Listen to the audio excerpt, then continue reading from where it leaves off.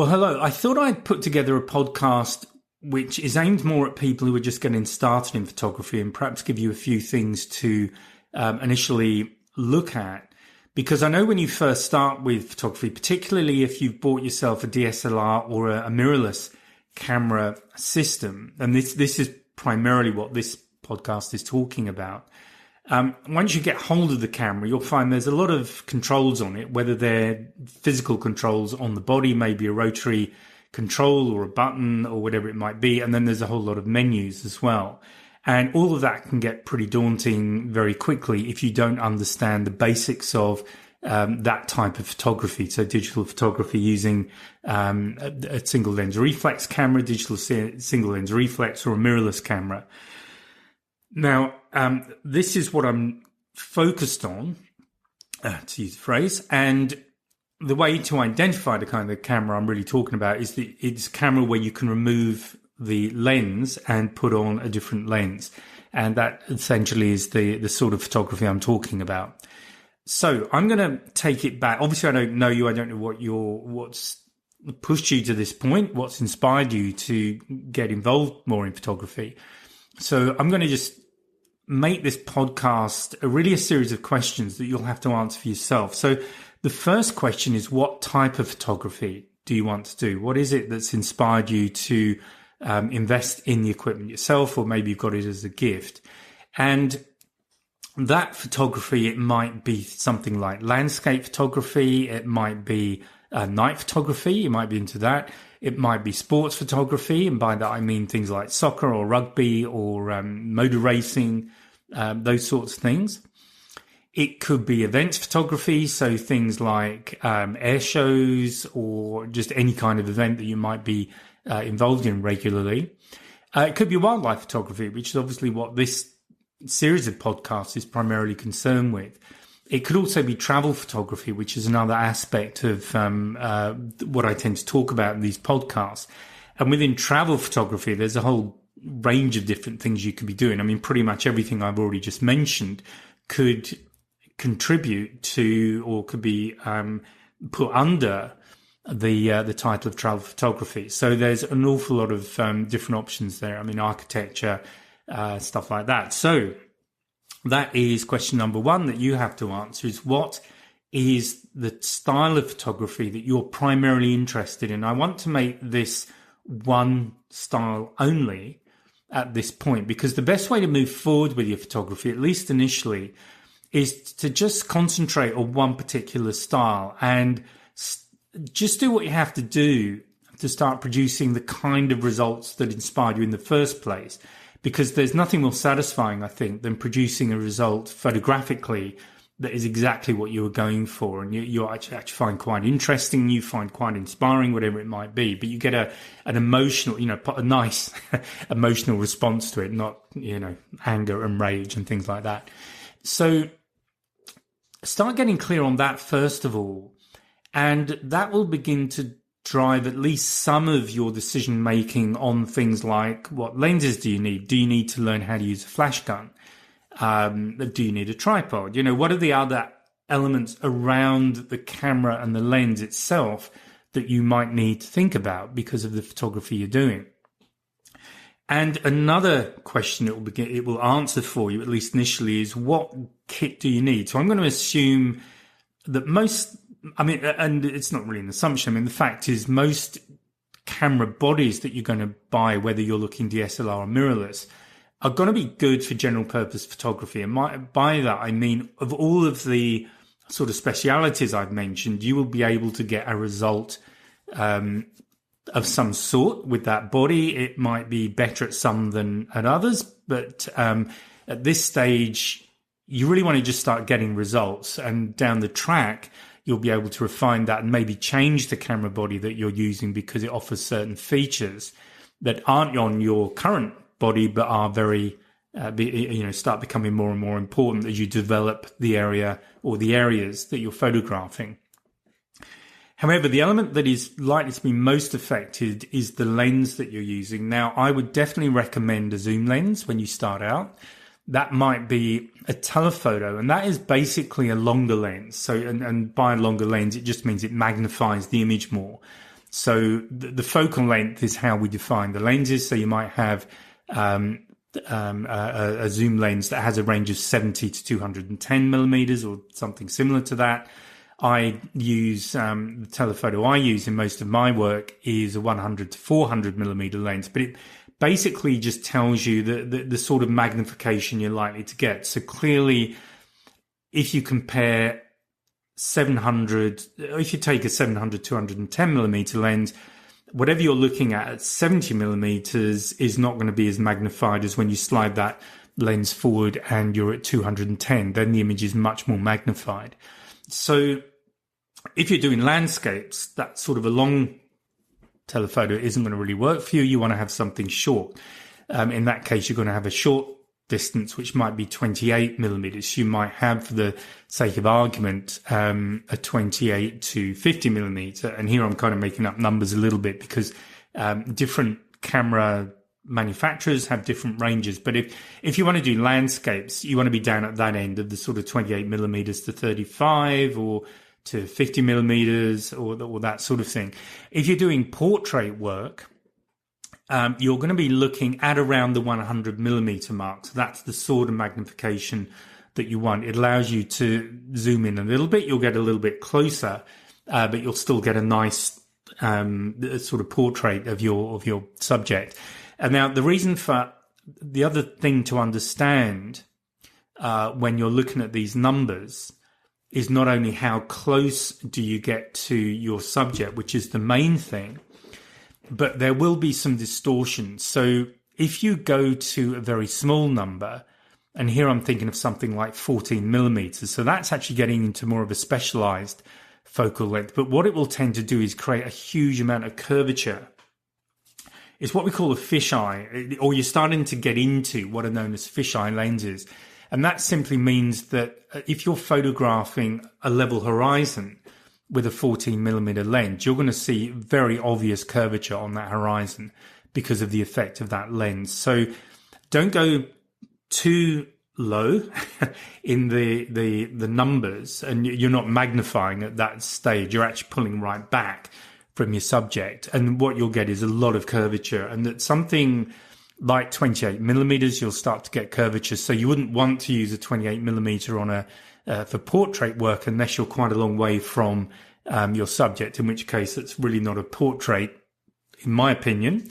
But it's more putting somebody in context of a much wider environment. So again, I don't want to overcomplicate this, but just to give you an idea of what those numbers mean, and depending on the type of photography you're doing, what would be a good kind of focal length to be using, bearing in mind that you probably want to vary those numbers a little bit, which is why getting telephoto lenses is a great place to start, because you're just by doing it. And obviously photography, you learn photography by doing it. It's like swimming. You can read a lot of books about swimming, but you can't swim until you're in a pool or in the ocean or wherever you are. And then you do it, and you're going to make mistakes. You're going to get swallow water. You're going to do all those sorts of things. Photography is the same. You're going to be making a lot of mistakes, but they're really valuable because that's where you really start to learn photography, by making mistakes. So to get you with the best possibility of starting to get good results when you start, think about the kind of photography you want to do, and then with the camera body and the lens or lenses you have, make sure that ideally you're using zoom lenses to start with, and you just have a zoom range. And as I've said, that will be defined in millimeters by the length of the lens, focal length of the lens. Make sure it has the sort of range that's appropriate for the sort of photography you want to do. And I think in most cases, you'll probably find that having a telephoto zoom, so maybe, as I've said, something like a 70 to 200 or 210, and a wide angle zoom that might be, in fact, something like 28 to 70 is good, because then you've got the full range between the two lenses. There's not an overlap with those, but you've covered everything to 28 to 200 mil. You've got in the case of using those two lenses, you can cover that whole range. So that's a good place to start. You'll probably find it's a bit fiddly at first, maybe switching lenses, but that's just part of learning. Now, the next thing, and I guess probably the last thing I really want to spend some time talking about, is understanding the exposure triangle. And again, with photography, when you're learning, I do recommend that you take a course. Find somebody who describes how to do things in a way that suits you, that you can understand and you can apply. Because what you don't want to do is invest in a course and then find you're really not getting along with the way that works, the way the information is being presented. You can't make use of it, and then what's the point? So I have courses on smartphone and also DSLR and mirrorless. With mine, you get a week to try them, and if after a week you really can't get on with them, then just let me know and you get a full refund. So that's just what I offer. I would recommend also looking at other courses that offer the same kind of money back guarantee, because as much as the course might look good when you're looking at all the marketing stuff and the description of the course, if you can't get on with how it's being presented, and it isn't, so with mine, there's some theory and then you apply that theory. So there are activities that you do after each lesson to just really bring it home. Which is the way I like to learn, but that might not work for you. So just make sure that whatever you invest in, there is the option to pull back or to pull out of it if the way it's been presented doesn't work for you. So exposure triangle. Now, it's one of those things that I find a lot of people get quite intimidated by, and there's really no reason. And the comparison I like to make is that if you're driving a car, and I'm assuming that most of the people who listen to this have some experience of driving a car, there is a three-way relationship that you're very familiar with, and that is if you put your foot down on the throttle, on the gas, the accelerator, whatever you call it, where you are, what happens is two things. One is the car goes faster, and secondly, you start to burn more fuel, typically. So there's a relationship there, and there are also ways you can measure what's going on. So the one that you probably are familiar with is the speed. As you go faster, you might go from 50 k's an hour to 80 k's an hour, let's say, or from 30 miles an hour to 50 miles an hour, whatever it might be, whatever you're familiar with.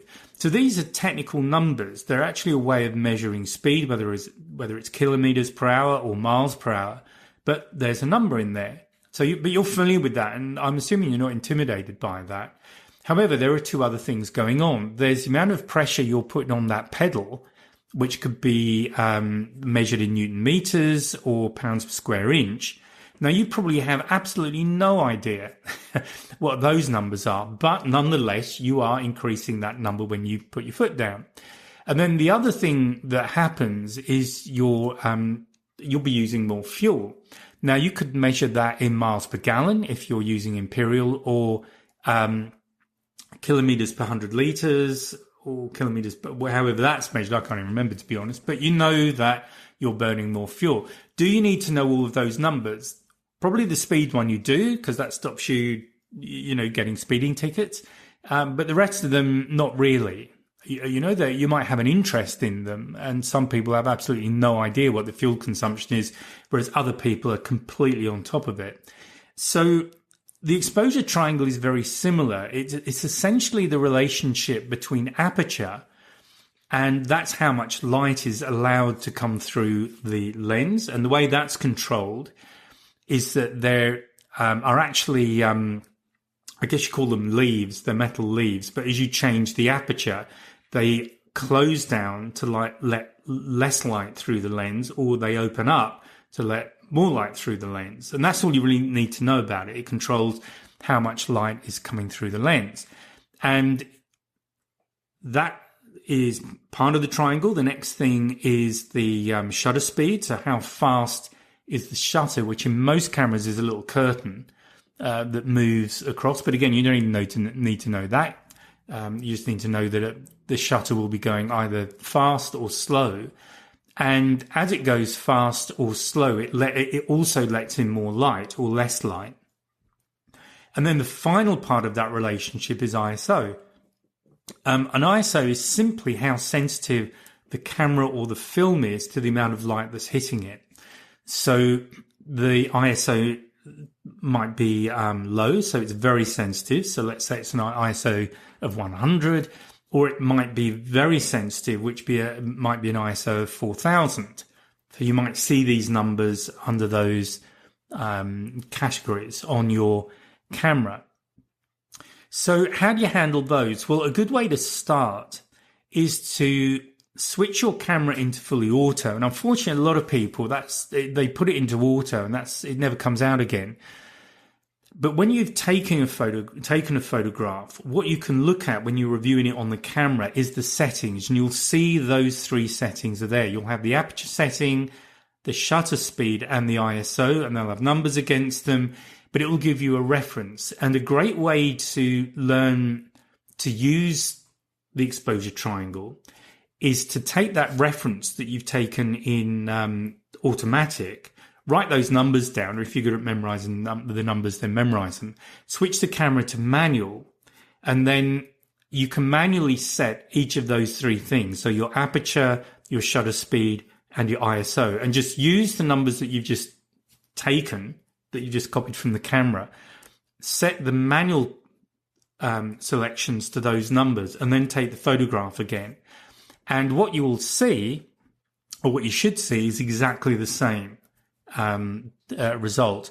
Now, what the exposure triangle is all about is making sure that you've got the right exposure. And the right exposure is simply means that you have enough light, that your subject is bright enough and the background is bright enough that you can see what they are. And there's an optimum in any environment where you can see everything quite clearly and it's in sharp focus. So that's really what exposure is giving you.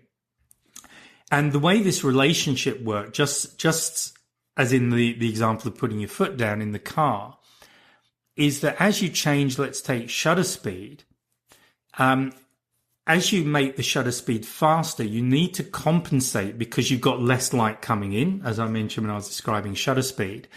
And you need to compensate with either your ISO or your aperture to make sure that you can still see the subject. Because if you and you can do this in the manual mode, if you just change shutter speed, make it faster and then make it slower and take photographs with each, you'll notice a difference in how bright or how dark that image is. You're also going to notice other things because shutter speed freezes the action. So the reason you might want to change the shutter speed is that you might want to capture something that's happening very quickly. So if you're doing sports photography, let's say, and let's say it's rugby, because I like rugby, and you really want to freeze the action. You want to catch the guy as he's grounding the ball to get a try.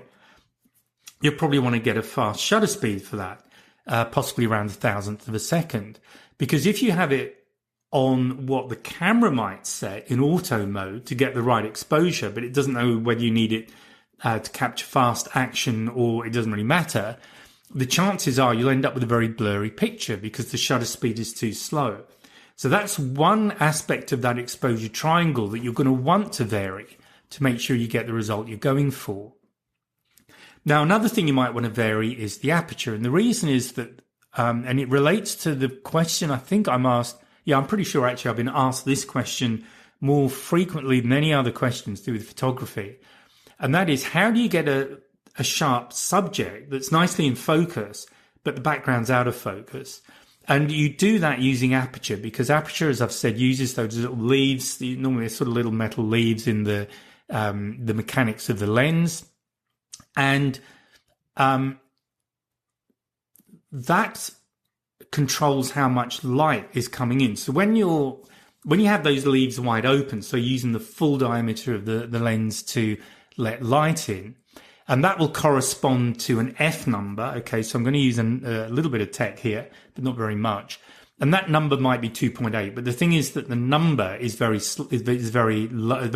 So 2.8 is a small number. If you go to the other extreme to really bring the light down, so you might do this on a bright summer's day, for example, where there's a lot of light and it's very easy to overexpose. And by that, I mean everything gets very white. You can't really see much of anything. They call it stopping the lens down, but it just makes the hole that the light goes through very small. That might be f22, something like that. So a bigger number, and that will compensate for being in a very bright environment. Coming back to that question though, how do you get a sharp subject and an out of focus background? You do that by controlling the aperture, because the other thing that happens when you're at f2.8, so you've got a very big aperture, you're using the full diameter of the lens, is that the way the optics work, pretty much only what you're focused on, so what you've set your focus on, when you focus the camera, only that and a small area in front of it and a small area behind will be in focus. So, for example, if I was to do that, if I was doing a portrait of somebody, now the actual distances involved will depend on the lens you're using, exactly what settings you're using. But using an aperture of f2.8, if I've focused on the eye of that person, the chances are the tip of the nose is going to be out of focus. So that's in front, as in towards the camera.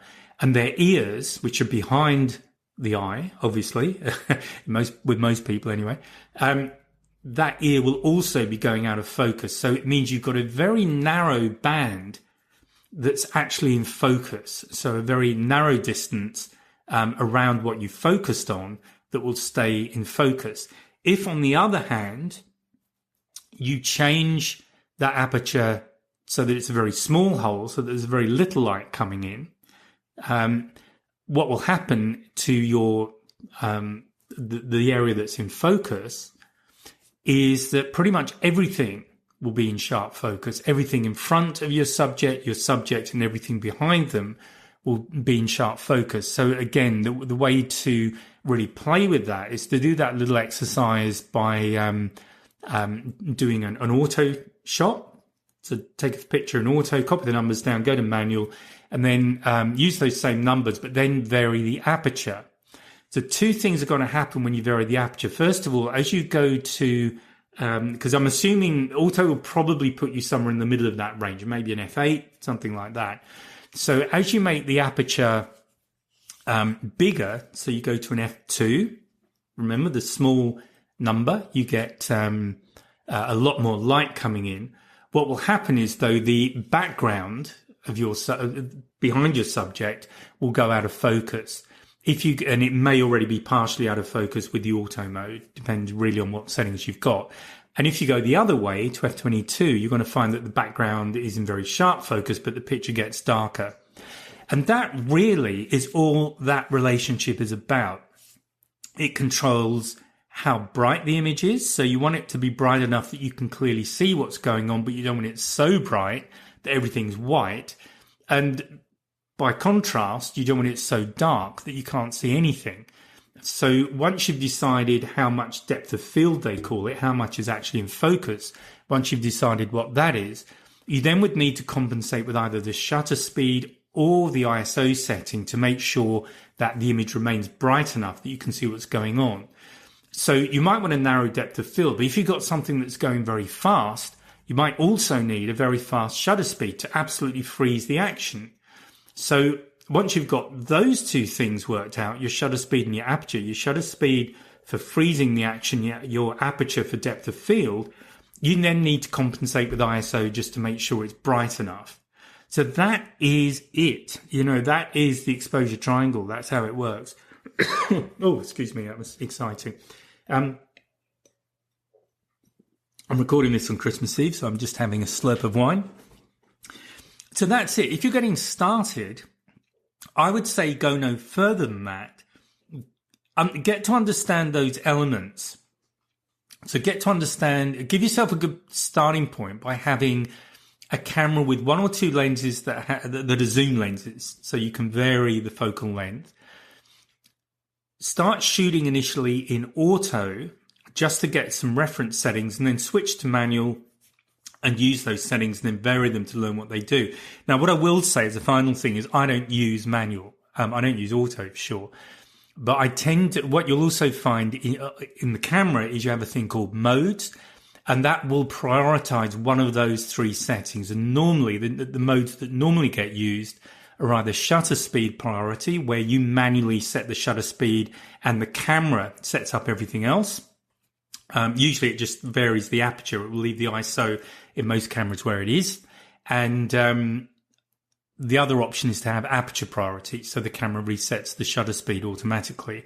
I'm not going to go into what ISO does. There is a reason why you might have your ISO at a certain point, but that's really for your training course to explain, because I don't want to overcomplicate this. And I hope that what I've described so far is making sense, and maybe some pennies are dropping, or it's giving you a place to start. But if you don't understand what I've been talking about, I absolutely recommend you get a training course, and make sure you get one. First of all, it gives you a money back guarantee, because you might not get on with the way the person who is teaching describes how to do certain things, but also get one that involves a lot of guided practical work, because as I've said before, the only way you're going to learn about photography is by doing it. It's like learning how to swim. You will get a mouthful of water every now and again, to use the comparison, but that's when you really learn.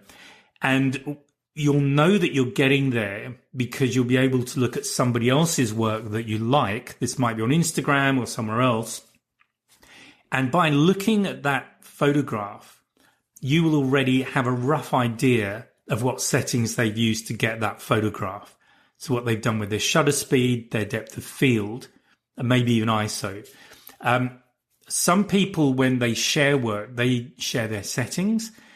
They're useful as a general guide, again, in my opinion, but you can't, if you use exactly those settings, the chances are you're not going to get the same result, because you're using different equipment to them. And the actual results you get for specific settings will vary from gear to gear. So the camera body, and particularly the lens that you're using, you're likely to get different results. So have a look at those things by all means and get an idea about them, but look at the more general settings. You know, is it a long focal length? Is it are they using the focal length of 300 millimeters to get that shot? Is their shutter speed 1/500th of a second? Is the aperture f5.6? You know, this gives you, once you start looking at those, you don't have to remember the actual numbers, but just get used to the patterns. As a particular number gets bigger, what does that do to the result? As a different setting gets smaller in number, what does that do to the result?